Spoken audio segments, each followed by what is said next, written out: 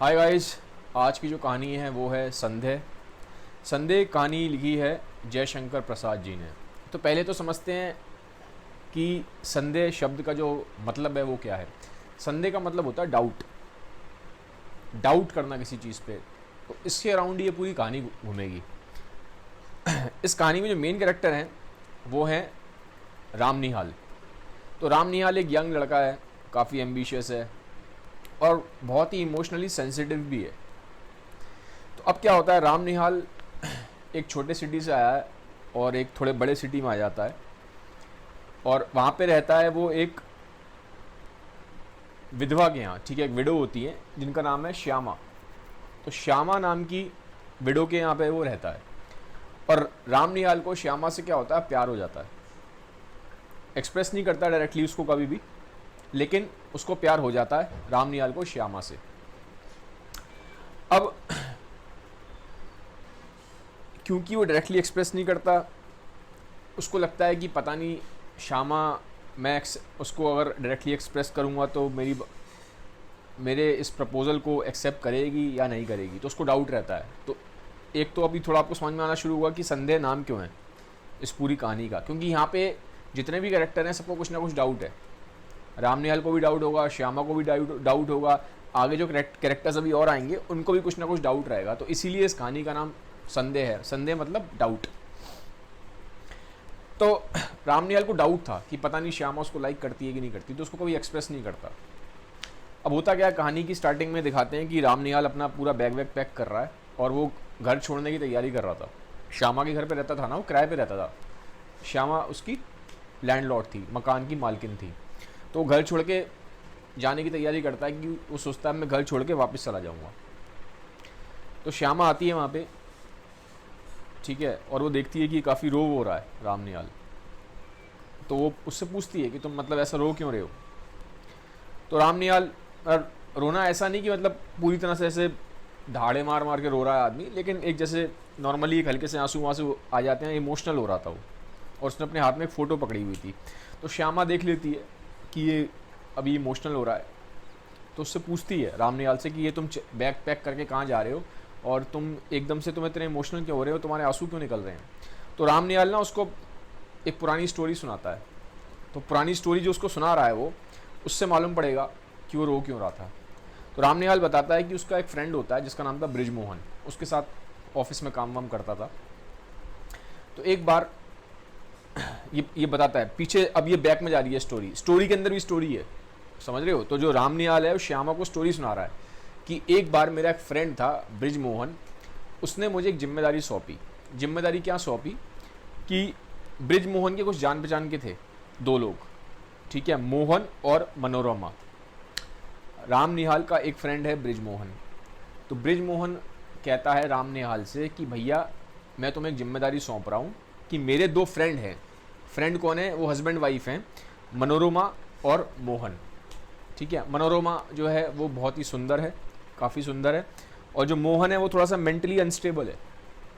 ठीक है, थोड़ा सा मानसिक उसका संतुलन बिगड़ा हुआ है। तो ब्रिजमोहन कहता है कि मेरे ये फ्रेंड आ रहे हैं मोहन और मनोरमा, जो कि हस्बैंड वाइफ है, तो इनको तुम बनारस घुमा देना। ठीक है, बनारस एक इंडिया में सिटी है, जैसा आप जानते हैं, रिलीजियस प्लेस है, होली प्लेस है और बहुत अच्छा सिटी है। और वहाँ पे काफ़ी घूमने के लिए, मतलब जो रिवर्स हैं, मंदिर है, ये काफ़ी हैं। तो ब्रिजमोहन बोलता है कि मोहन और मनोरमा जो हैं हस्बैंड वाइफ, ये मेरे जान पहचान के हैं, परिचित हैं, तुम इनको ये पूरा बनारस सिटी घुमा देना। तो राम निहाल कहता है ठीक है मैं घुमा दूंगा। अब कहानी आगे बढ़ती है। ये राम मोहन कहानी सुना रहा है श्यामा को, उस कहानी के अंदर कहानी बता रहा है, ये ध्यान रखना। तो राम मोहन ब्रिजमोहन के जो फ्रेंड है मोहन और मनोरमा, जो कि हस्बैंड वाइफ है, इनको लेके बनारस घुमाने चला जाता है। तो बनारस घुमाता है, घुमाते घुमाते उसको एक चीज़ समझ में आती है कि जो मनोरमा और मोहन है, हस्बैंड वाइफ है, इनका रिलेशन ठीक नहीं है। काफ़ी इनके रिलेशन में मनमुटाव है। ठीक है, एक दूसरे को ज़्यादा लाइक नहीं करते। मोहन जो है थोड़ा सा कहानी में दिखाया, थोड़ा पोइटिक सा है, थोड़ा फिलोसोफर सा है, मतलब जहाँ भी बैठा है तो ऐसी बातें करता है कि ये नदी का पानी क्यों बह रहा है या तारे क्यों निकल रहे हैं, इस टाइप की थोड़ा फिलोसफिकल और पोइटिक बातें करता है। थोड़ा सा उसका मानसिक संतुलन, मेंटल जो बैलेंस है वो बिगड़ा हुआ है। और जो मनोरमा है वो बार बार राम निहाल घुमाने गया हुआ है इन दोनों को, तो राम निहाल को बोलती है कि भैया इनका जो मेंटल बैलेंस है वो ठीक नहीं है, मुझे तुम इनसे बचाओ, ठीक है, इनका दिमाग का जो संतुलन है ठीक नहीं है। तो बार बार देखा जाता है जो मोहन होता है ना, राम निहाल के सामने ही अपनी वाइफ को, मनोरमा को कुछ ना कुछ बोलता रहता है, उल्टा सीधा बोलता रहता है कि तुम्हारा कैरेक्टर ठीक नहीं है, तुम कैरेक्टरलेस हो, तुम ऐसी हो, तुम वैसी हो। मोहन को लगता है, मोहन को, अब देखो यहाँ पे भी डाउट है, फिर मालूम पड़ेगा कि कहानी का नाम जो है वो संदेह क्यों है, डाउट क्यों है कहानी का नाम।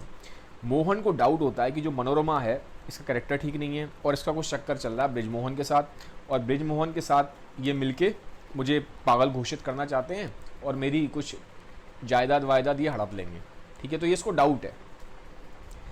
अब दोनों की बनती नहीं है, उसके सामने ही मतलब हस्बैंड वाइफ ये मोहन मनोरमा घूम रहे हैं, साथ में राम निहाल है, उसके मतलब राम निहाल के सामने ही जो मोहन है अपनी वाइफ को उल्टा सीधा बोलता रहता है, इसका कैरेक्टर ठीक नहीं है, ये ऐसी है, ये वैसी है, और इसकी वजह से लाइफ मेरी बर्बाद है, ये है वो है। तो मनोरमा भी कहती है कहीं तो मतलब थोड़ा ध्यान रखा करो, किसी के भी सामने कुछ भी स्टार्ट हो जाते हो।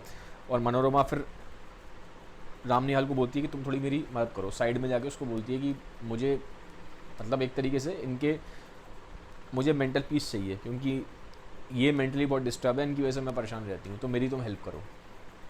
तो ये पूरा दोनों फिर इस तरह से कहानी आगे बढ़ती है, घूम फिर के बनारस से वो पूरा घुमा देता है राम निहाल, हस्बैंड वाइफ को, उन दोनों को, मोहन और मनोरमा को, पूरा सिटी, और फिर वापस आ जाता है। अब क्या होता है,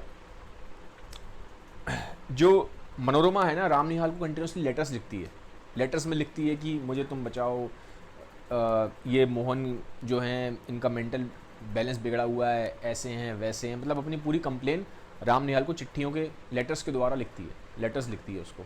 अब राम निहाल को धीमे धीमे ऐसा लगता है कि मनोरमा उसको लाइक करती है, ठीक है। अब ये भी उसको डाउट है, कहानी में कहीं भी कंफर्मेशन नहीं है, वो उससे हेल्प मांग रही है।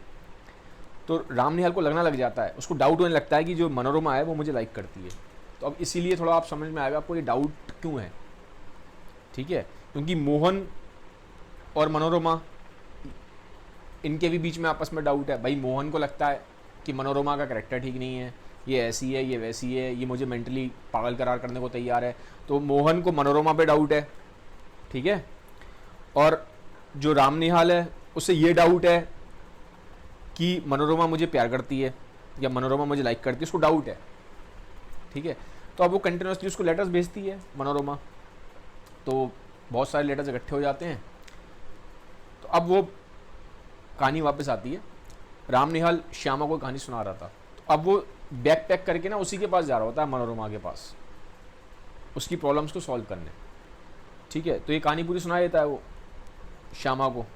तो फिर श्यामा बोलती है कि ये सिर्फ तुम्हारा डाउट है, रियलिटी ये है कि मनोरमा तुम्हें प्यार नहीं करती है, वो तो सिर्फ तुमसे एक हेल्प मांग रही है, वो तुम्हें एज अ फ्रेंड समझती है, तो तुम इतनी जल्दी हवा में मत उड़ो कि वो तुम्हें प्यार करती है, ठीक है। तो तुम्हें प्यार व्यार के बारे में कुछ मालूम नहीं है, अभी तुम जाओ लेकिन परमानेंटली मत जाओ, अपना सामान यहाँ छोड़ो, ठीक है, सामान यहाँ छोड़ो, उसकी प्रॉब्लम सॉल्व करो और फिर तुम वापस आ जाना। अभी तुम्हें प्यार व्यार के बारे में तुम्हें ज़्यादा पता नहीं है और अभी तुम्हें गाइडेंस की ज़रूरत है, ठीक है। तुम अभी बहुत इमेच्योर हो, सेंसिटिव हो लेकिन बहुत इमेच्योर हो, तो तुम्हें एक मेरे जैसी लेडी की, जो क्योंकि मैं वो उससे बड़ी है एज में, तो कहती है मैं तुमसे एज में बड़ी हूँ, तो तुम्हें बहुत सारा विजडम सीखने की ज़रूरत है, तुम्हें बहुत ज़्यादा मैच्योरिटी की ज़रूरत है, ठीक है। तो ये ऐसे इमेच्योर डिसीजन मत लो कि तुमने सामान उठाया और परमानेंटली जा रहे हो, तो सामान उठा के परमानेंटली जाने की ज़रूरत नहीं है। तुम अपना जो मनोरमा की जो दिक्कत है, परेशानी है, उसके हस्बैंड से जो भी है वो प्रॉब्लम, तुम उसकी सॉल्व करके आ जाओ, लेकिन फिर वापस आ जाना, ठीक है। ऐसा नहीं कि बस एकदम से ही इम्पल्सिव डिसीजन ले लिया कि मैं घर छोड़ के जा रहा हूँ, इतनी छोटी सी बातों में घर छोड़ के नहीं जाते, ठीक है। तो और वो तुम्हें प्यार नहीं करती, इस बात को अपने दिमाग से निकाल दो, वो सिर्फ तुम्हारी एक हेल्प मांग रही है एज अ फ्रेंड, ये कह के कहानी ख़त्म हो जाती है। तो अब क्या इसमें समझ में आया आपको? इस कहानी का जो टाइटल है संदेह, डाउट, डाउट बिल्कुल करेक्ट है। क्यों? देखो सबको डाउट है यहाँ पे। जो राम निहाल है उसे डाउट है इस चीज़ पे कि मनोरमा उसे प्यार करती है, मतलब उसे लगता है कि डाउट ये प्यार करती है, ठीक है। वो खुद प्यार करता है श्यामा से, लेकिन वहाँ उसको डाउट है कि पता नहीं श्यामा उससे प्यार करती है कि नहीं करती, समझ रहे हो? तो राम निहाल को दो डाउट है। पहला डाउट उसे क्या है? पहला डाउट उसे ये है कि उसे उसे लगता है कि मनोरमा से प्यार करती है, ठीक है, लेकिन अभी पक्का नहीं है, डाउट है, सब डाउट चल रहा है। और उसे लगता है कि वो श्यामा को प्यार करता है, लेकिन श्यामा पता नहीं उसे प्यार करती है नहीं करती है, तो वो भी डाउट है। फिर मोहन और मनोरमा हस्बैंड वाइफ हैं, यहाँ भी डाउट है। मोहन को डाउट था कि उसकी जो वाइफ है उसका कैरेक्टर ठीक नहीं है और वो उसको पागल घोषित करार चाहती है। ब्रिजमोहन जो है उसके साथ मिलके पूरी उसकी ज़मीन हड़पना चाहती है, ठीक है, पैसा हड़पना चाहती है, उसको पागल करार देके, तो वहाँ भी डाउट है, ठीक है। और फिर श्यामा भी बोलती है राम निहाल से एंड में कि जो मनोरमा है वो सब तुम्हारी फ्रेंड है, ठीक है। अब उससे भी कोई 100% कोई सर्टेनिटी कैसे है, वो तो मिली नहीं है मनोरमा से, और उसे क्या मालूम मनोरमा सच में हो सकता है उसे प्यार करती हो उसको, राम निहाल को। लेकिन कहीं पर भी कहानी में बोला नहीं गया कुछ भी, ये नहीं बोला गया कि मनोरमा ने राम निहाल को प्यार करती है या कुछ करती है।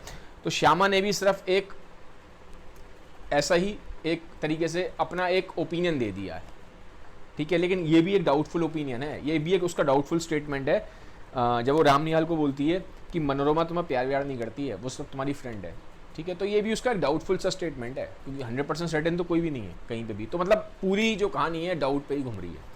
मोटा मोटा देखेंगे तो हम, जो राम निहाल है वो थोड़ा सा ज़्यादा इसमें दिखाया, मेन कैरेक्टर है तो उसका बहुत ज़्यादा डाउटफुल एक नेचर दिखाया है, ठीक है। उसे समझ में नहीं आता, बार बार वो चीज़ें लाइफ में काफ़ी डाउटफुल रहता है। तो यहाँ पे ऑथर ये कहना चाह रहा है कि हमें बहुत ज़्यादा डाउट में नहीं रहना चाहिए। अगर आप इसका सारी कहानी कन्फ्यूज़न ना लेके अगर हम ये इसका वो निकालना चाहें कि इस कहानी का वो क्या है, इसका कंक्लूजन क्या है, इससे हमें क्या सीख मिलती है, हमें ये सीख मिलती है कि हमें डाउट में नहीं रहना चाहिए लाइफ में। जब भी डाउट आता है तो हमें इस डाउट को सॉल्व करना चाहिए। हमें अपफ्रंट होकर जो भी हमारे दिमाग में डाउट आ रहा है, किसी भी इंसान से भी हो सकता है, किसी कंडीशन में भी हो सकता है, कहीं पर भी कुछ भी किसी भी तरीके का लाइफ में डाउट हो सकता है, तो जो भी डाउट है उस डाउट को आप क्लियर करो, ठीक है। किसी इंसान से डाउट हो रहा है किसी चीज़ का तो आप डायरेक्टली उससे बात करो फेस टू फेस। कहीं और किसी पढ़ने में डाउट हो रहा है तो उसको क्लियर करो, ठीक है। या कुछ और डाउट है तो उसके लिए एविडेंस या प्रूफ ढूंढो, पर डाउट में मत रहो, डाउट को खत्म करना चाहिए। क्योंकि डाउट एक ऐसी चीज़ है, लंबे टाइम तक जब डाउट रहता है तो आपकी जो मेंटल कैपेसिटी है, सोचने समझने की ताकत, वो खत्म हो जाती है, ठीक है। तो आप एक धीमे धीमे आपकी जो मेंटल रीजनिंग है, मेंटल लॉजिक है और जो आपकी मेंटल हेल्थ है, डाउट उसको बहुत ज़्यादा अफेक्ट करता है। तो हमें डाउट में रहना नहीं चाहिए। डाउट आना एक अच्छी बात है, लेकिन डाउट को ख़त्म करना बहुत ज़रूरी है। ये नहीं कि हम सुबह शाम महीनों महीनों डाउट में ही घूम रहे हैं, वो गलत चीज़ है, ठीक है। तो गाइज़ ये था इसका लेसन।